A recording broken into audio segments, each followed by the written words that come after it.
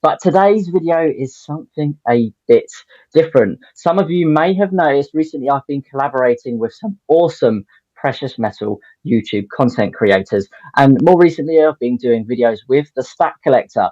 But a special YouTuber contacted me and said they would like to feature on future investments and have a live chat and talk about some investments, precious metals, and all those sort of things. So today, I would like to welcome Macdonald Bullion. Hello, mate. If you want to introduce yourself and let everyone know what you do, what you're into, and where we can go from there. Yeah, absolutely. Sounds great with me. So I'm Josh. I create videos on gold and silver stacking on Macdonald Bullion. That's my channel. I've been going for about a year and a half now, and yeah, I've been watching your videos. I find them really good, to be honest. I watch them regularly. You and 365 Stack Collector. There's a lot of good YouTubers on at the moment that's creating a lot of content. So I'm just one of those ones creating videos on gold and silver stacking. So yeah, it's great for you to have a chat with me, so we can have a chat on gold and silver stacking. But yes, it's hopefully going to be sort of quite a relaxed chat for the viewers anyway. But we'll get into some details over precious metals and things if you're happy to do that. Yeah, definitely, mate. And don't worry, there's going to be no pressure put on you from me. So it will be a nice, relaxed episode. I want to say congratulations. I mean, you've recently just gone over 1,000 subscribers. I think you're roughly at around 1,030. Is that right? Something Yeah, like yeah, that. well, it's gone up. It's gone up. I think it's 1060 at the moment. Last time I checked, but Wow. it may change. Yeah, Wow, yeah, awesome stuff, mate. It's an awesome feeling to hit your first 100, your first 500, and then to actually achieve the big one, the 1,000. And I found as a content creator, when you hit that 1,000, it's just a sort of a knock-on effect, and it climbs a lot easier from there. But you know, how long have you been doing the YouTube game, and did you find it a difficult process to get to that 1,000 subscribers doing, precious metals? to be honest, it was so starting it, just to sort of cut a long story short with it. But so I started January last year, 22, and I was creating really videos. I wasn't really, confident or anything, talking and making videos and things like that. I think it's a bit nerve wracking at the start, isn't it? So, um, but it was something that I was interested in doing. Once I watched some different YouTube content creators, Backyard Bullion was a big inspiration for the channel. Um, but once I got started going with that, it was really sort of off. Then it just kind of stems off, from going 10, 20 views to 10, 20 subscribers. It just sort of doubles quite quickly. So, but I do think that if you're passionate in it and you don't really mind talking about it and things like that, there's other people that really find some of the stuff perhaps interesting. I don't know. I don't know if people find talking about precious metals as interesting as I do. I really love it, so that's why I do the channel. But yeah, 1,000 subscribers is absolutely insane. To be honest, I didn't even think I'd get 100 subscribers. So yeah, it's going really well at the moment. I'm really pleased for the channel's growth. But how about you? Because you are just approaching 2,000 subscribers now, I believe. I think you're not far off it, if I'm right to say. How did you get on about doing your channel and getting into precious metals and everything? Yeah, yeah, no, great answer there, mate. I mean, yeah, you're right. I'm on the verge of cracking that 2,000 subscriber mark, and it's pretty surreal. I mean, I've been doing YouTube a long, long time. I've always enjoyed being sort of a creator. I did all sorts when I was younger. As I got older and I started to develop my interest in trying to make my financial future better, I realized why not film what I love, and that's investing and learning about investing, and sometimes even trying to teach people. But in regards to your question, in response to your answer, yeah, it was a tough ride to get that 1,000 subscribers and that 4,000 hours watch time to become monetized. Because I don't know if many people know, but YouTube has particular requirements to become monetized where you can start earning revenue. And the requirements for that are that you need 1,000 subscribers. That's considered the easy part. And the more difficult part is you need a total of 4,000 watch hours within a 12-month time frame. And the issue I had, my original videos that I first uploaded somehow hit the algorithm and actually did rather well.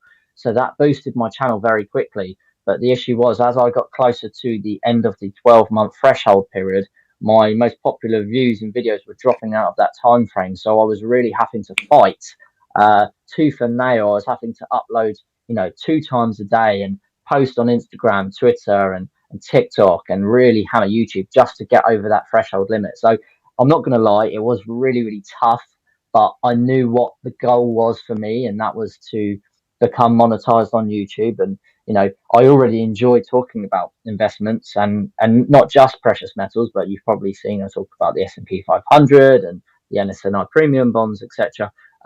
But to also get paid for it as an investor, I'm sure all of you can appreciate that that is a big bonus. So yeah, it was tough, but it was well worth it. And now I am monetized, you can kind of step back and you can kind of create more relaxed and when you want to. So yeah, I don't know how you're sort of getting on with your watch hours. Obviously, you've just recently hit 1,000 subscribers. You may already be there, but yeah. Yeah, it's a great answer, to be honest. I mean, when I came across, I think I came across your channel first, actually, before I saw 365. Before, when I started, there was no one I knew of apart from Backyard Bullion that did the channels, did the silver stacking channels and things. And I actually find that it is, I agree with you that getting that watch hours and things, it does become quite difficult, especially when when your earlier videos hit the algorithm, and sometimes they time out after 365 days, so it can get a bit difficult. I found specifically sort of in the last couple of months my channel's really picked up, but I mean, monetizing and things like that is just a bonus really when it comes to it. And obviously, the channel is preserving your wealth, building your wealth and everything. And like you said, with your channel, that I find really interesting as well is you research what you look to invest in. When you mentioned Rich Dad Poor Dad, the S&P 500 and things like that, it was everything in my mind that I've looked at, and I thought, yeah, he knows what he's doing. And that's why I found your content quite good, to be honest. So and then obviously it was the other channels and the smaller channels as well. I actually really enjoy viewing more so at times than the bigger channels. So I mean, you've got some really good up and coming channels that that's being sort of brought into different videos and things. You mentioned Stack Collector and things. He's got a great channel. I always watch him.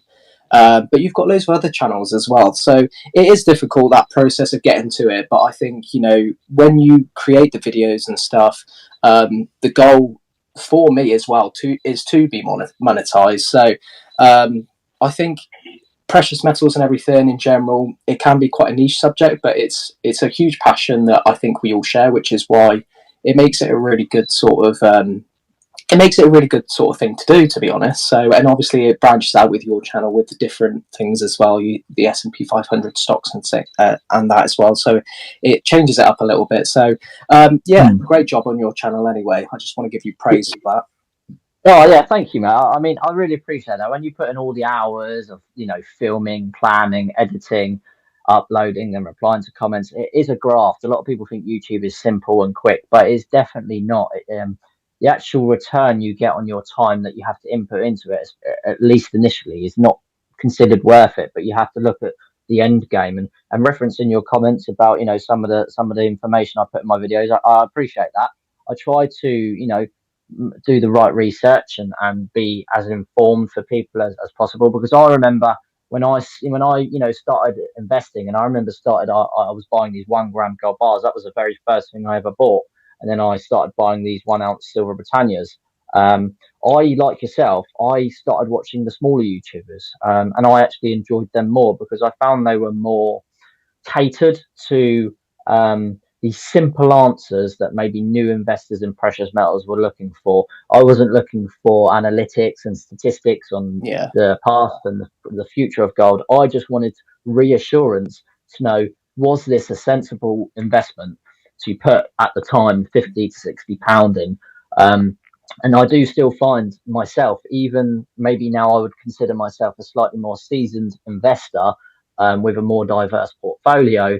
I still enjoy watching the smaller channels more often than not than the bigger channels, just because they're not really trying to push an agenda. I mean, 365 has, touched on that topic before. They're just much more natural, and pretty much they're just picking up and showing what precious metals they like. And like you said, precious metals is a very niche topic. So it's hard to grow on YouTube, but the precious metals community is extremely strong. And I mean, I've been doing it for nearly 2 years, I think now, and I've had loyal subscribers and viewers who've stuck around from the beginning. So it is pretty an amazing niche, if you like. But I mean, in regards to investing, obviously you've got your precious metals there and that. But would you be open to talk about, have you got any other investments, or if you haven't, are you looking to diversify your portfolio of investments in the future? That's a great question, to be honest. So I released a video actually talking about this, but I have got investments. I've got S&P 500. I've got the crypto, which crypto, for anyone that is watching, it is very risky. So I wouldn't advise anyone. The only thing that I could really give a tip on, especially with crypto, is that if you are going to put in money, then expect it to go to zero. Don't put your life savings and things like that, because it's not worth it by all means.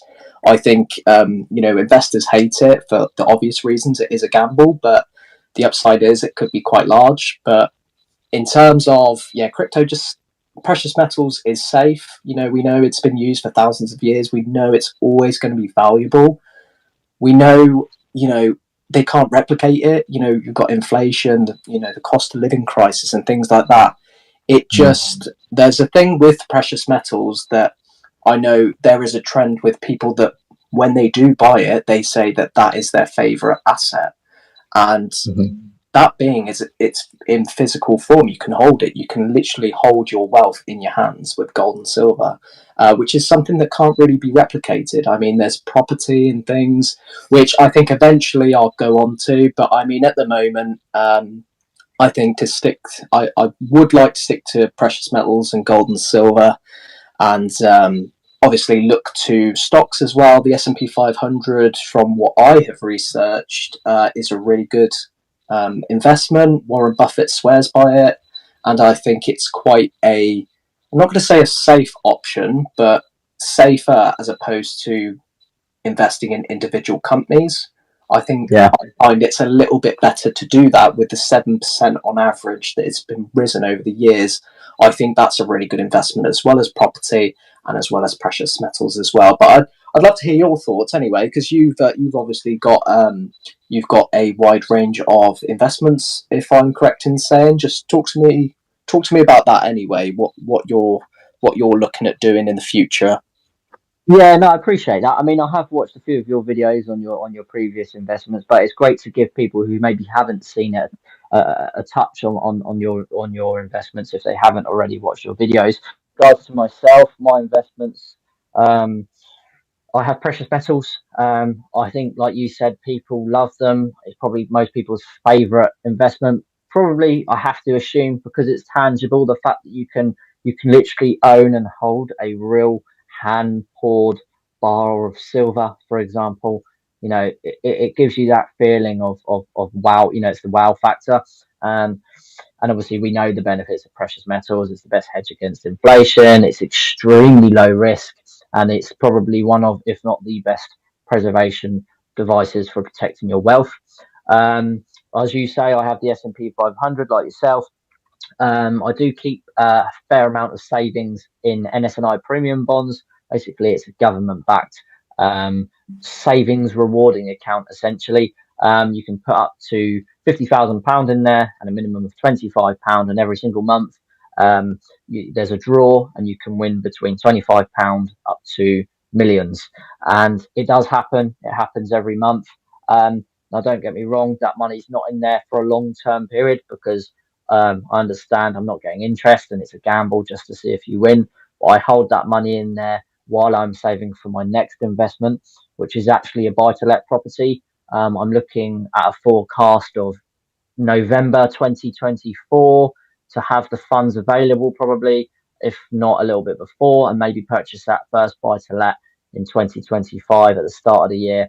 And that would be my next investments going forward. But of course, it's a very, very expensive thing. You need a lot of capital for that. So I'm preparing for that now. I've kind of stepped away from precious metals for the moment, and I'm going to be more focused on building that asset column and trying to lower my liability and expenses column. I mean, like you say, Rich Dad Poor Dad. If you've read the book, fantastic advice for him. Simple way the rich look at getting rich is the simple method of build your asset column and lower your liability and expenses column. And if you follow that simple process, I think you can't go wrong. But yeah, so not as diversified as some people might think. I do already own a property, although I've got a mortgage on it. But I think at 26 years old, which I am, I'm quite pleased with that investment. I've got some capital saved up, ready to invest, as I say, in the buy to let, and I just need to add some more to that. So yeah, overall, I'm happy with my current investments. But I know the next few years is going to be a really big push in increasing and diversifying that investment portfolio.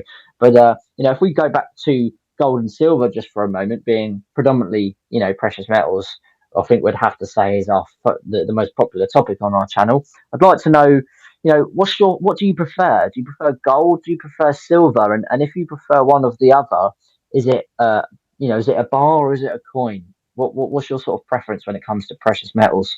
That's a great question. So I've been back and forth with it, to be honest. Silver is a great way, an affordable way to get into the precious metals market.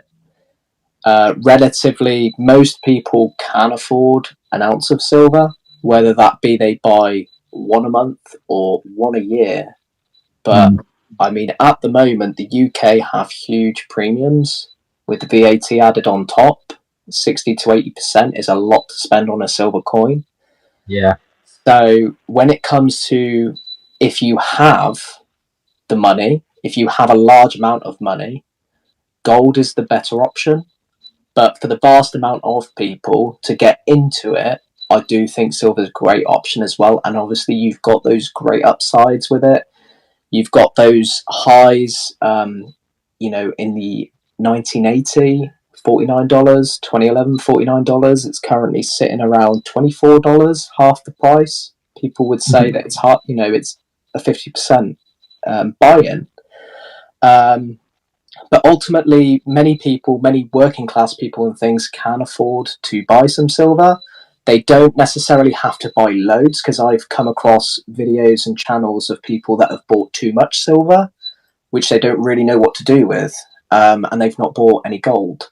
But I try to maintain a balanced approach with it. I do think you should try and have a little bit of both. But my personal favourite, if I was to weigh them up, it would be gold, ultimately. Yeah. But I don't know how you feel about that. What's your preference when it comes to gold and silver? What's your favourite? Yeah, good answer. I mean, it's a no-brainer for me. You explained it so well there. I don't really need to go into too much detail because you covered it essentially. The premiums on silver are very high, especially compared to gold. I think gold is a better store of wealth, whereas I think silver is more of a more volatile investment that you could potentially make more reward on in the future, in the long term, if you understand what I mean. Because I currently think silver is probably a little bit undervalued, being a industrial metal. It's one of the best, if not the best, conductor of electricity. And with everything being pushed for the electric sort of new era, if we like, you've got solar panels, electric cars, even silver is used in wound cleaning and dressing and stuff like that. So I think as the consumption and usage of silver goes up, its demand is going to increase, therefore pushing the price up. Although having said that, I still prefer gold every day of the week. I prefer holding it in terms of being tangible. I prefer holding it in terms of being an investment. I'd much rather store, if I only had one option, it would be to just invest in gold, because I believe it's the safer option. And, there's so many companies, countries, billionaires, trillionaires invested in gold. I feel like it's going to be around long after my time. And there's a saying that I like to use: a good way to predict the future is to look at the past. And gold has been the strongest asset of all time, essentially, Yeah, especially going back through history. So for me, it's a no-brainer. I'd have to say gold. I definitely hold much more value in my portfolio of gold than silver. Although this year I did purchase some substantial pieces of silver. I bought that 1 kilo silver Britannia coin, which was a very off the cuff purchase, but very cool nonetheless.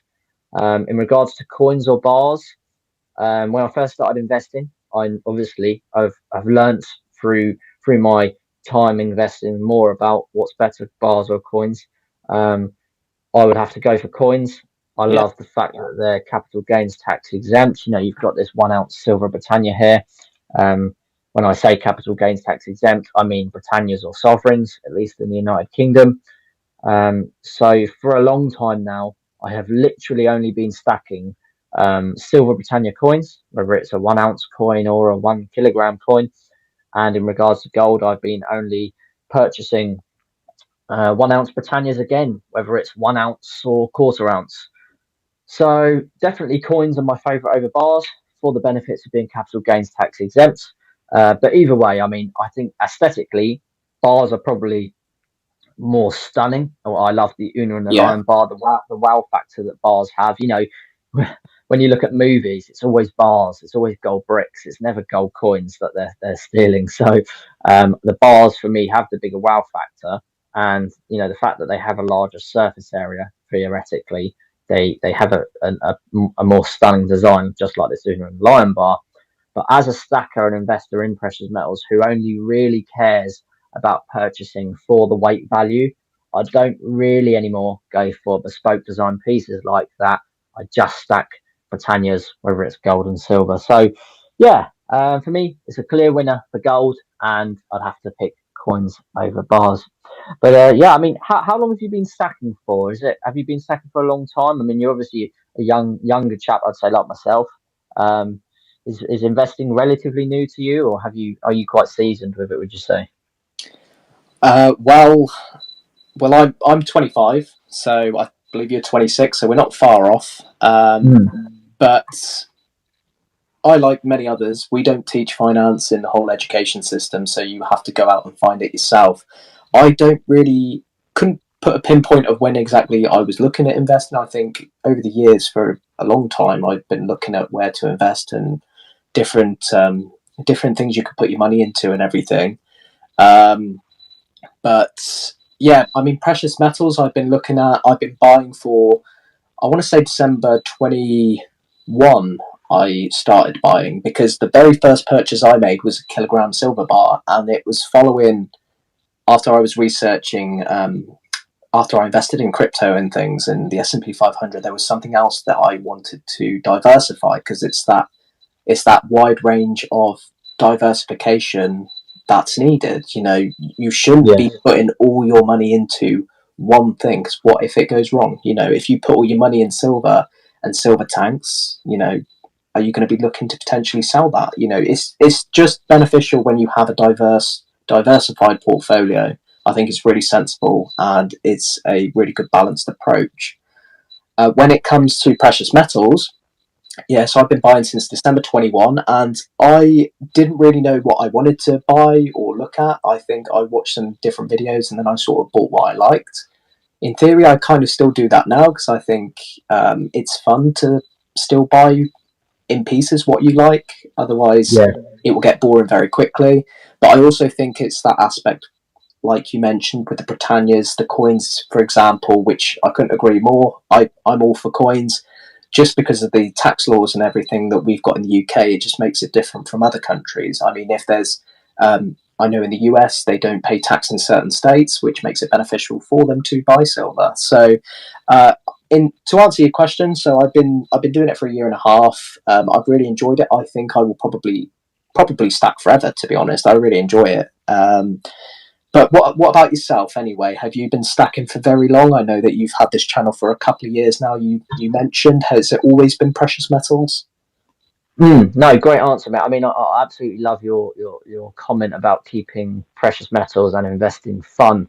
because if it stops becoming fun, then what's the point? Because life's too short to be doing something that you don't enjoy. So, if you're a new person to the channels, of either Macdonald Bullion or myself, definitely keep investing fun. It can get serious, and when you're a seasoned investor, all the figures and that we sound very, very serious, but it is important to keep it fun.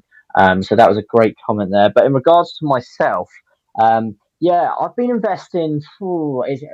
Is that again? It's quite difficult to pinpoint an exact day and year, but I'd say sort of during COVID, so maybe 2020, I started buying my first bit of gold and silver, but it was very, very little. I mean, I was buying these 1 gram gold bars and 1 ounce here and there because I was so new to it and I knew almost next to nothing about investing and precious metals. So I was very timid to it. So I actually spent, maybe 2 years, maybe 3 years, putting very little money in, just dribbling a little bit of money here and there into precious metals. And then as future investments came along, and my viewer base started coming up, I rapidly started learning a lot more about investing in general, from precious metals to S&P 500 index funds, crypto.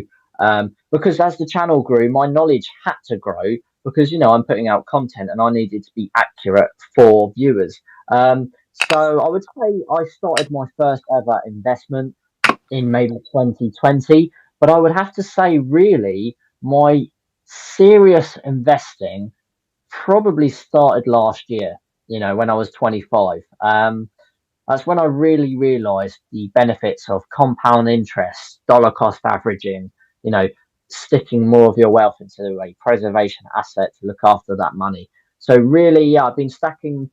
I would have to not say 2020. I'd actually have to say last year, when it really kicked off for the YouTube channel, when my eyes really opened, when I started connecting with people like yourself, 365 Days of Silver, the Stack Collector. Um, so I've been dabbling in it for a little while, a few years. But really, my investments have properly kicked off to something more substantial, I would say, last year, beginning of 2022. And right now, I just feel like I'm on a roll. So I'm riding that investment wave where you feel so positive about it. Obviously, there's risks in investments, that there always is, but that's what makes it fun, I think. So yeah, similar to yourself, being 26 and 25, we're not dissimilar in age. I think we started probably around the same time. I just picked up myself investing slightly more last year, and right now, yeah, I'm definitely on it a lot more. But I mean, if I'm moving it on to sort of a final question, what would be your end goal as an investor? Have you got an exit plan, and what sort of age would you be looking to retire and stuff like that? That's a good question. I'll be honest. My plan in terms of retiring, I think, is probably different to everyone else's. I personally probably don't look to at an age of when I can retire. Um, I think in the meantime, I will continue investing in things, and if it comes sooner rather than later, then perfect. I think I tend to like keeping myself busy, but in terms of the age of retiring and things like that, I think sooner rather than later. I think everyone would rather retire sooner rather than later. Uh, but Yeah, I mean, at the moment, if I was to estimate it, I would like to be retired by.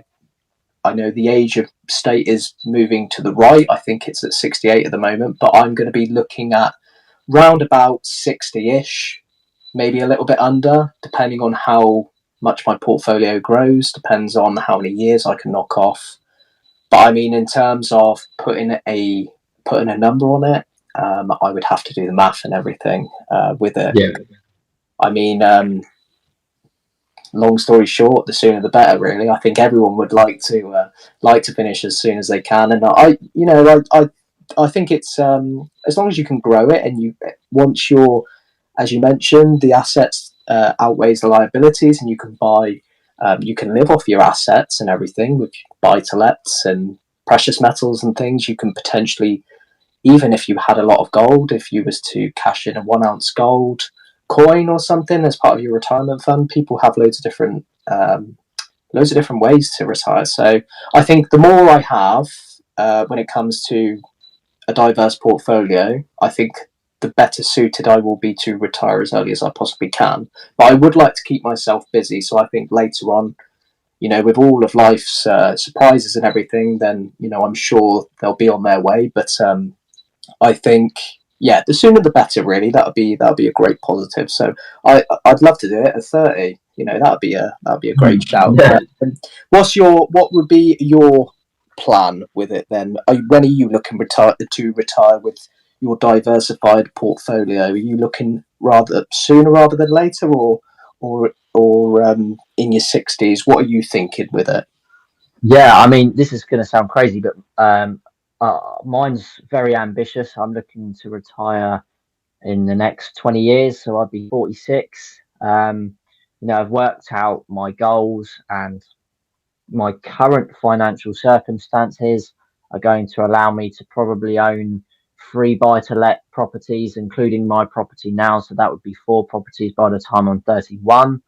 Um, that's not including the fact that, let's say future investments keeps going well, and you know my other investments help me. But I have got an end plan, and it was later. It was later. I've got to be honest. It was 50s, maybe late 50s, getting close to 60. But I've realised that the more I put in, potentially the more I can get out, and I Yeah, am really hammering it for the next sort of 5 to 10 years. So I do hope that I can retire before 50. It is ambitious, but why not? If you've got to aim for the stars, and then yeah, maybe you'll land somewhere, in the sky. Do you know what I mean? So, maybe I won't, but that's my game plan. I'm looking for properties as my next investments, and I'm hoping that the the rental income from interest only mortgages from tenants is going to be a massive playing factor in that. And of course, the more capital you make, the easier it becomes to create that wealth. So it's never going to be harder than it is right now. So my end plan is to, really be able to say I'm financially comfortable to stop work at 46. I'm not saying that I'm going to be a multimillionaire by any means. I just want to be in a position where at 46 I could go, I actually don't need to work now because I've got maybe no mortgage left, and I've got a nice source of multiple drips of income coming in that will keep me afloat. So that's the end goal for me, but obviously it's a long way off. Luckily for me and you, we've got time on our side. Um, I did hear a brilliant thing from a chap called Martin Lewis. You've probably heard of him. He's a UK financial expert. He used to own moneysupermarket.com. And he said he was talking to someone about their pensions, and this chap was saying, I don't pay into my pension. And he didn't, he said, look, I don't recommend that as good advice because, as an example, they say for a good retirement, just from a pension, we're not including precious metals, S&P 500, and anything like that. If you're talking about your average Joe who's just an employee paying into their pension, a good way to work out how to have a good pension when you retire is take whatever age you are now. So, for example, I'm 26, and half that number, so that would be 13. Well, that would be the percentage I would need to pay in my pension as of this moment till retirement to have a good pension. So the earlier you can start, the better, because of course, if you start paying into your pension at 20, you only need to pay in 10%. If you pay into your pension at 40, you're going to need to put in 20%.